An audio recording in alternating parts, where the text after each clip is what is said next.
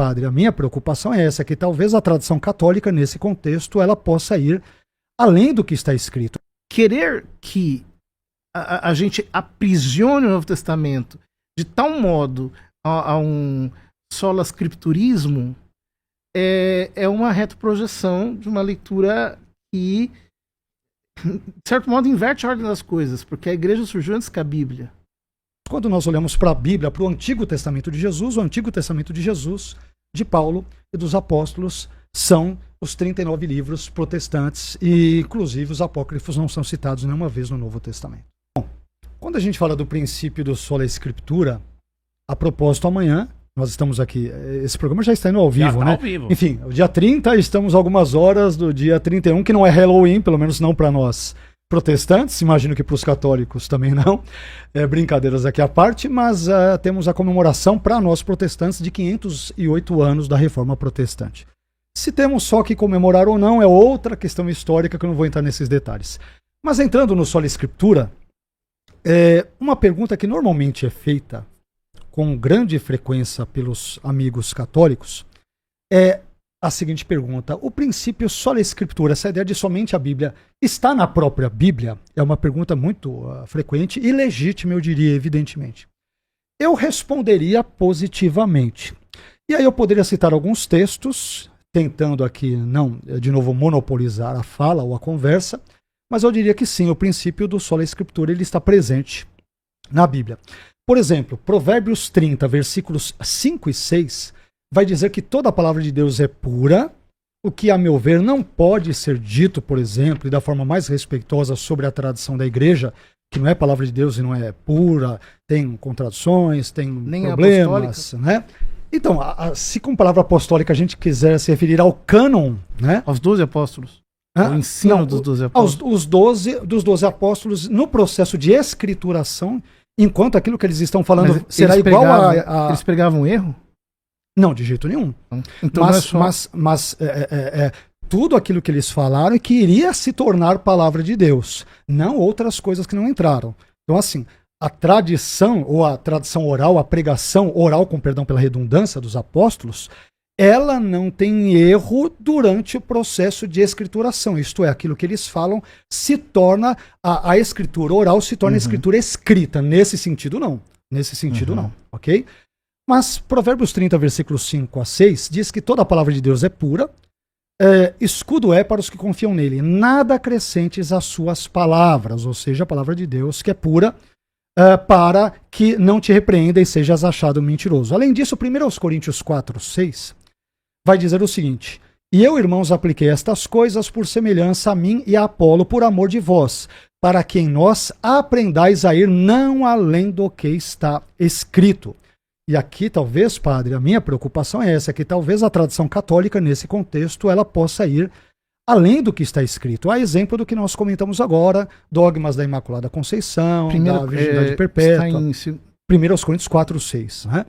Então, dogma da Imaculada Conceição, Virgindade Perpétua, da Assunção de Maria, que a gente nem comentou, e embora eu conheça o pensamento católico a esse respeito, mas Paulo vai dizer para nós não irmos além do que está escrito. E eu entendo que quando o Novo Testamento, adiantando um ponto que eventualmente talvez o senhor me pergunte, quando o Novo Testamento cita a palavra paradóxis ou tradição, ou paradóxeis, tradições no plural, algumas vezes, essa tradição, evidentemente de acordo com o contexto, ela pode ter vários sentidos, mas se a referência for a pregação dos apóstolos, não pode ser algo diferente daquilo que eles, por exemplo, ensinaram no Novo Testamento. Não pode ser uma heresia, não pode ser nada que contradiga aquilo que o texto escrito, por exemplo, traz.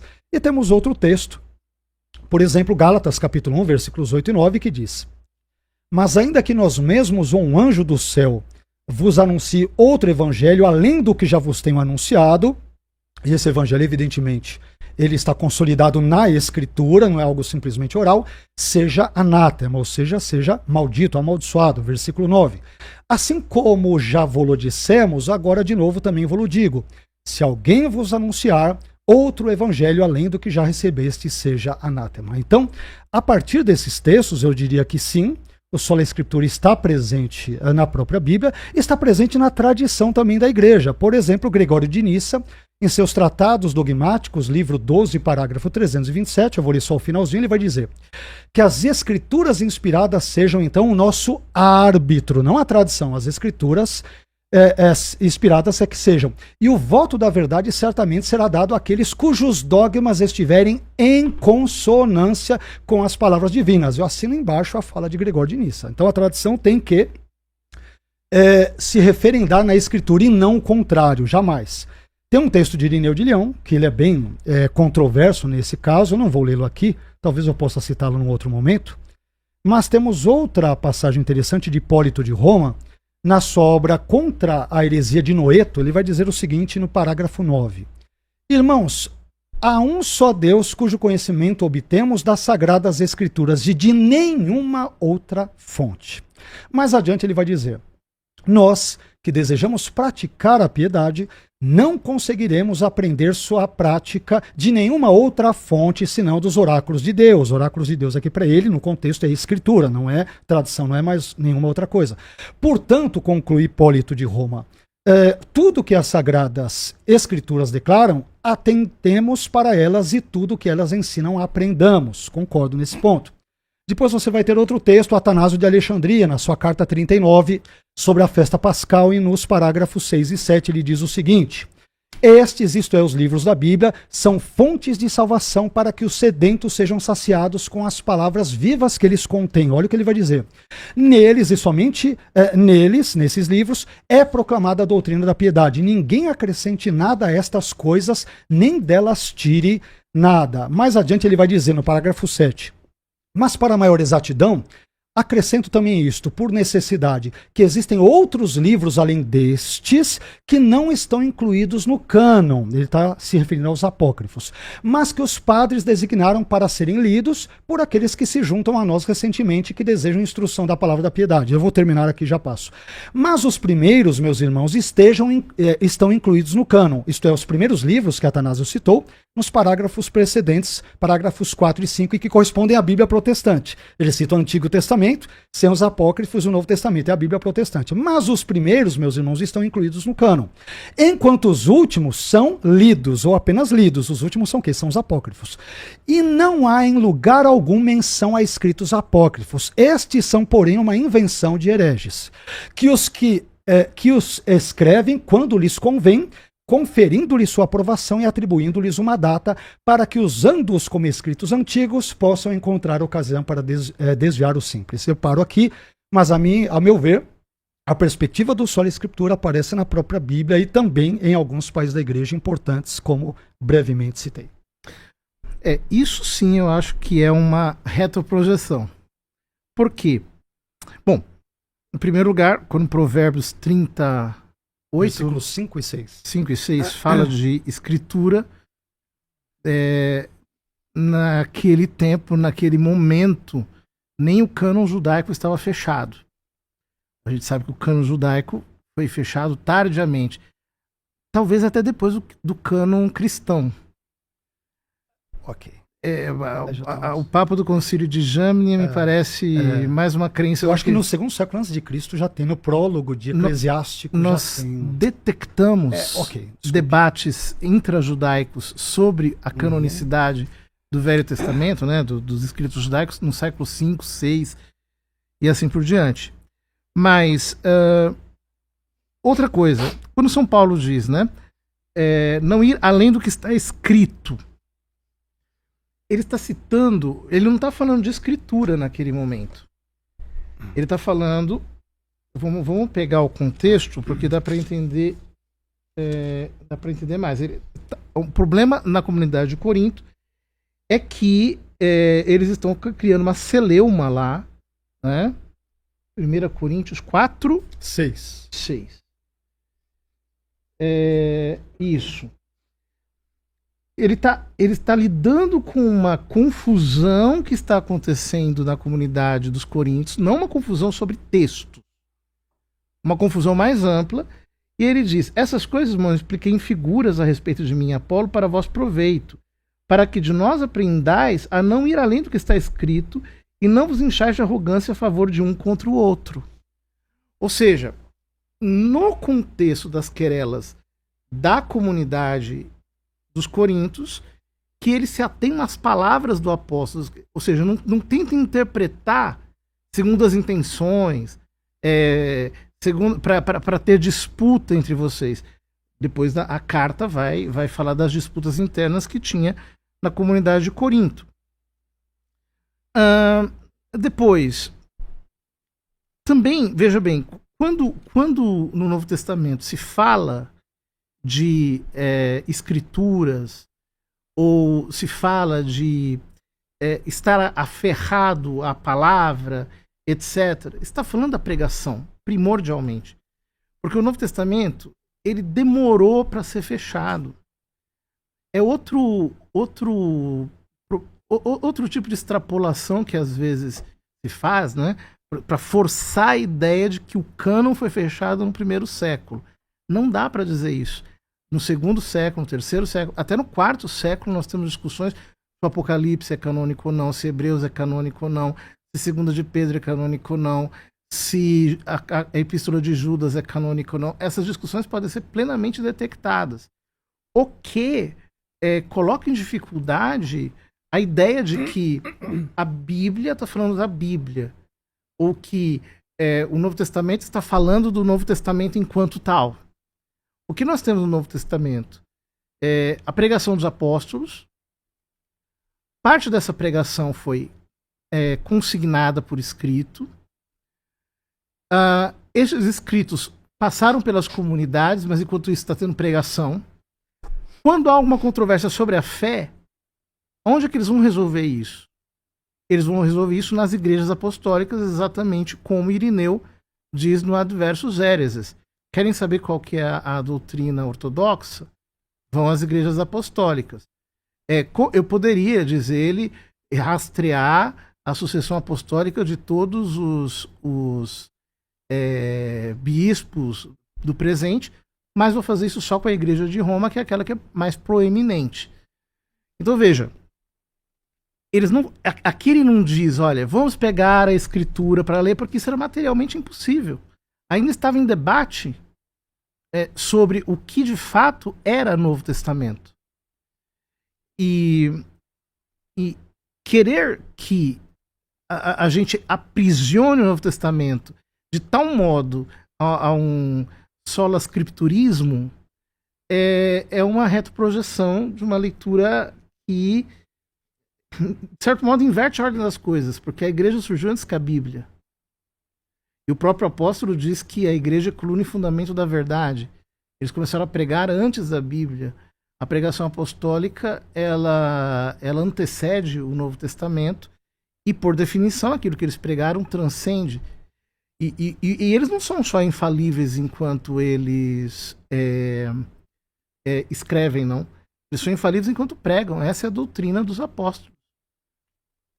Não podem falhar. Eles são os detentores da revelação. A revelação termina com eles.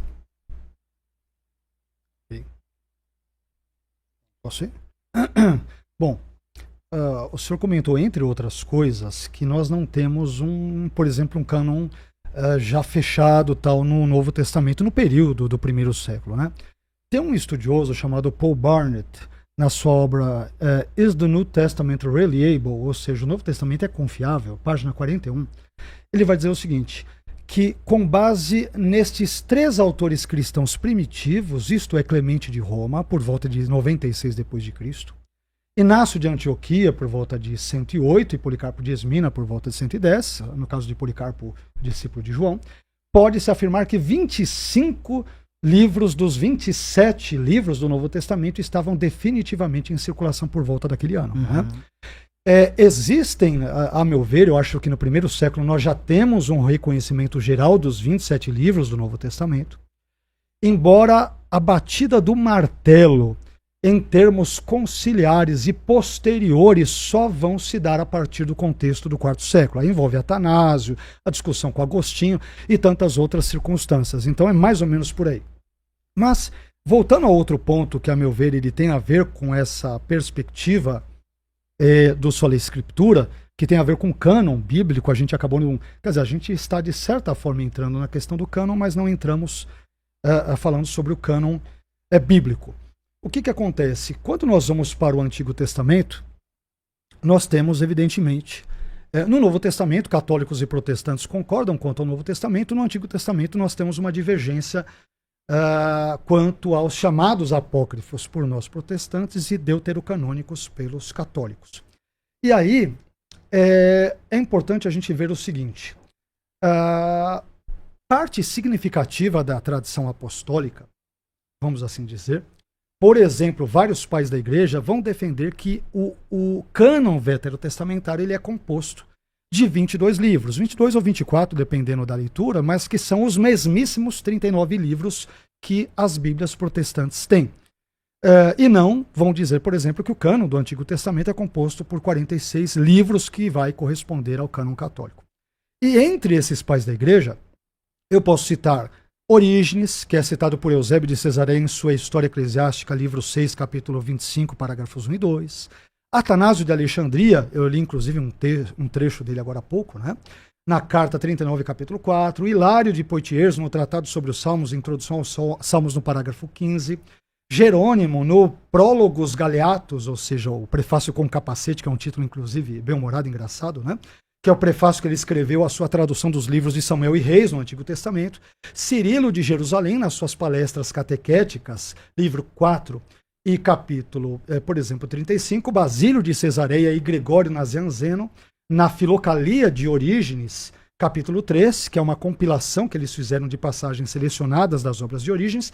E João Damasceno, num contexto um pouco mais tardio, na sua obra Uma Exposição Exata da Fé Ortodoxa, livro 4 e capítulo 17. Então, todos esses pais da igreja, entre outros tantos que nós poderíamos aqui citar, eles defendem que o Antigo Testamento inspirado, por exemplo, é o Antigo Testamento judaico, com seus 22 ou 24, de acordo com o cômputo distinto, mas são os mesmos livros, né?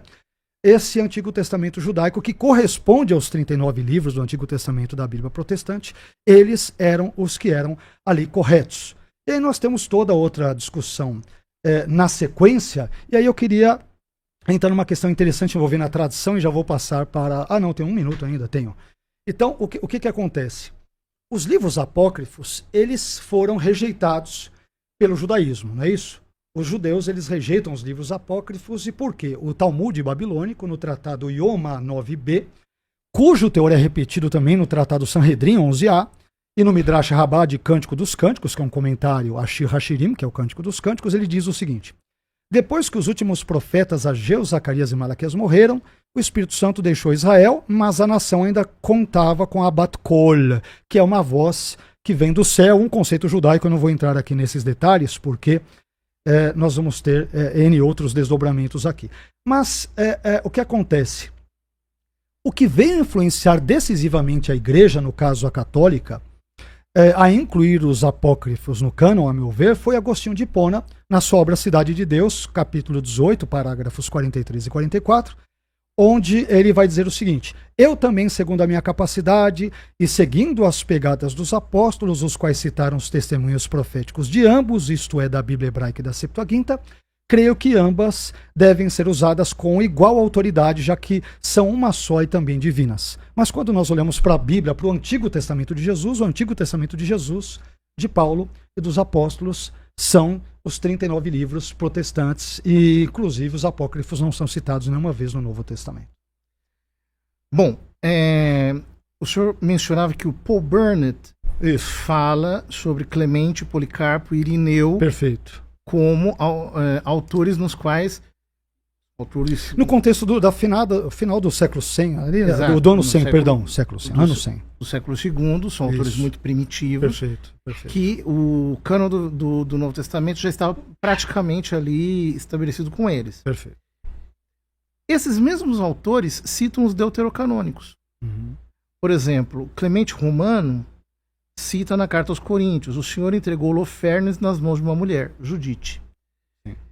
Ele cita o livro da sabedoria: quem diria a ele o que fizeste? A quem resistiria a força do seu poder?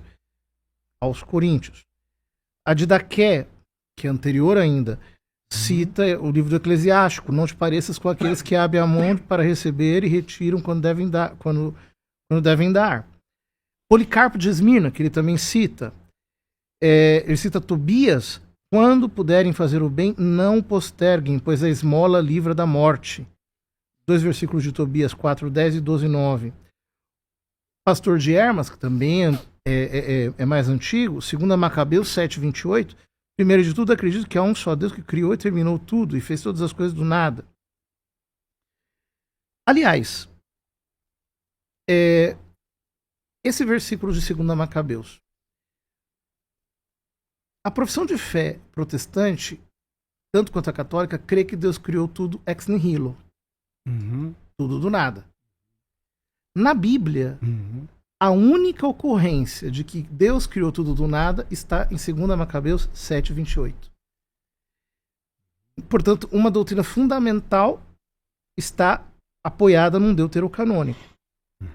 Depois, Irineu de Lyon, que também o Bernard cita, cita o livro de Daniel no capítulo 13, a parte que só existe na Bíblia Católica. Né? Ó tu, semente de Canaã e não de Judá, etc. Também no Contra as Heresias, ele cita o livro de Daniel no capítulo 14. Também cita... bom, enfim, aqui as citações Baruque, no capítulo 4, versículo 36 adiante. Mas, o que mais eu acho interessante em relação aos deuterocanônicos é o seguinte. Esse versículo de 2 Macabeus eu acho realmente impressionante, porque é uma fé comum que nós fundamentamos num versículo deuterocanônico. Mas o prólogo de São João. Se nós pegamos o prólogo de São João, o prólogo de São João é praticamente a compilação de versículos de Sabedoria 7, Baruque 3 e Eclesiástico 24. O evangelista costura, porque aqui não é que ele está simplesmente citando ou mencionando ou contando uma notícia. Ele está citando, citando mesmo e costurando aqueles textos para mostrar que o verbo se fez carne, que ele tabernaculou, que ele montou essa tenda, a sua tenda entre nós. Ora, aqui eu já não estou falando do que Santo Irineu, do que esses outros estão considerando como inspirado, estou falando do próprio evangelista. E nós temos citações indiretas aos deuterocanônicos ao longo de todo o Novo Testamento. Não apenas da utilização dos 70 como tradução, né? O famoso versículo de Lucas de Mateus capítulo 1, acho que versículo 23, 22, quando ele cita Isaías, ele cita de acordo com a versão grega, com a versão do Septuaginta, que, segundo a tradição, era a tradução que os apóstolos utilizavam na pregação. No Novo Testamento, as citações do texto hebraico traduzidas em grego, elas são minoria. Existem algumas, mas elas são minoria. A maior parte mesmo é da Septuaginta. Por esses motivos, quando assim, nós não estamos, na nossa perspectiva, nós não estamos querendo dizer que o cânon estava fechado no período apostólico, porque para nós isso seria uma afirmação contrafactual. O que nós dizemos é que os deuterocanônicos também eram considerados como escritos inspirados, e a prova está nessa utilização que eu citei aqui. Okay. Bom, no prólogo de João, a meu ver, embora o senhor tenha citado, acho que João capítulo 1, versículos depois mais adiante, do verbo que se fez carne, mas antes 14, antes disso, a meu ver, a expressão enarre, enrologos, kairologos, proston theon, quer dizer, no princípio era o verbo estava com Deus, o verbo era Deus, é um midrash de Breshit 1:1. O versículo para Elohim etachamai vetaretz. No princípio, criou Deus, céus e a terra. Quer dizer, enarre Breshit. É mais claro, a meu ver, um midrash joanino de Breshit 1:1 do que de textos, por exemplo, apócrifos. Sim. E aí o senhor citou vários pais da igreja que citam os apócrifos. Sim, o Novo Testamento vai fazer referência a 1 Enoque, por exemplo, em Judas, em Pedro. Paulo vai citar autores profanos em Atos 17, não é isso? Ele vai citar um trecho de um hino a Zeus, uma carta a Cleanto, ele vai citar Epimênides em Atos 17. Então, a mera citação de um texto apócrifo, pseudepígrafo, ou deuterocanônico, para usarmos essa terminologia, não valida necessariamente aquele livro todo. Então você tem textos, você tem alusões hipotéticas ao que seria a assunção de Moisés quando daquela guerra entre Miguel e o anjo em Judas, quer dizer, citações e alusões não vão validar todo aquele livro ou vê-lo como inspirado ou como canônico, né? E aproveitando o gancho, porque, por exemplo, nós protestantes não aceitamos, aproveitando esse ponto que eu acho que é importante, não aceitamos os apócrifos no contexto veterotestamentário aqui, que é a nossa conversa, como parte do cânon. Eu acho que tem várias razões, dentre elas, eu já citei algumas delas envolvendo a paz da igreja e tantas outras situações. Não era a Bíblia de Jesus, não era a Bíblia de Paulo, de Pedro, dos apóstolos, né? Mas também teríamos razões doutrinárias ou teológicas. Alguma dessas coisas o senhor citou, acho que bem en passant. Por exemplo, a purificação de todo pecado pela esmola, Tobias 12:9. A esmola livra da morte e purifica de todo pecado. Os que dão esmola terão longa vida. Isso, a meu ver, é contraditório com João capítulo 1, versículo 7. Mas se andarmos na luz, como ele na luz está, temos comunhão uns com os outros, e o sangue de Jesus Cristo, seu Filho, nos purifica de todo pecado. Depois, a expiação dos pecados pelas esmolas. A água apaga a chama, a esmola expia os pecados. Eclesiásticos 3:30. Isso é contra Levítico 17:11 e Hebreus 9:22. É uma contradição. A oração em sacrifício pelos mortos, no famoso texto de 2 Macabeus 12, versículos 44 e 45, que o Novo Testamento não vai se referir a isso em nenhum momento, até o Antigo e Novo Testamento não vai citar. Razões geográficas, erros geográficos. O livro de Tobias, ele diz que entre a cidade de Rages, que era situada na montanha, e a cidade de Ecbátana, que estava localizada no meio de uma planície, haveria não mais do que 2 dias de caminhada, conforme Tobias 5:6. Porém, Ecbátana está situada a uma altitude de 2.000 metros, sendo muito mais alta que Rages, e além disso há uma distância de 300 quilômetros entre essas cidades, ou seja, nós temos um erro aqui, portanto, geográfico. Razões históricas. Nabucodonosor, ele é visto nos apócrifos como reinando sobre a Síria e Nínive, e a própria Bíblia de Jerusalém vai admitir em nota, apesar das ressalvas que o senhor fez, sem dúvida, estou levando-as em consideração, mas a própria Bíblia de Jerusalém vai dizer: Nabucodonosor, rei da Babilônia, nunca foi chamado de rei da Síria e nem reinou em Nínive, né?